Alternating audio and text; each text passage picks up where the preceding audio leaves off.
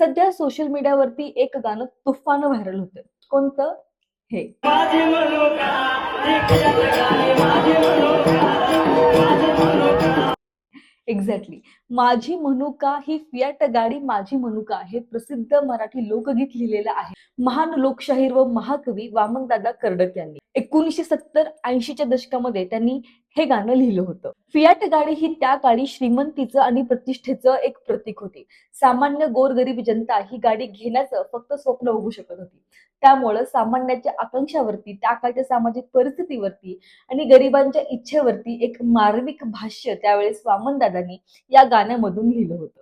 त्या काळी फियाट गाडी खरेदी करणं हे सामान्यांच्या आवाक्याबाहेरचं होतं.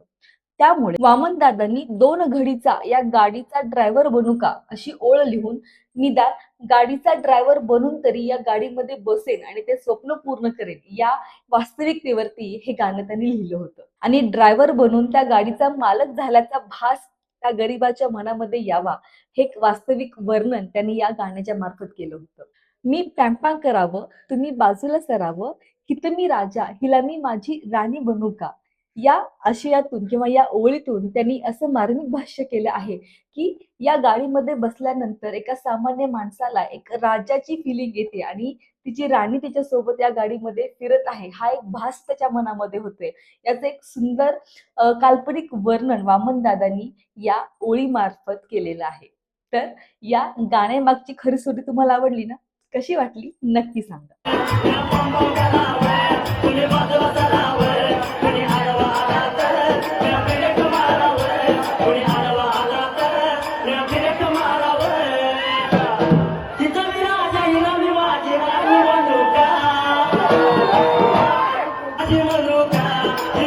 गाडी माझी मनोका माझी मनोका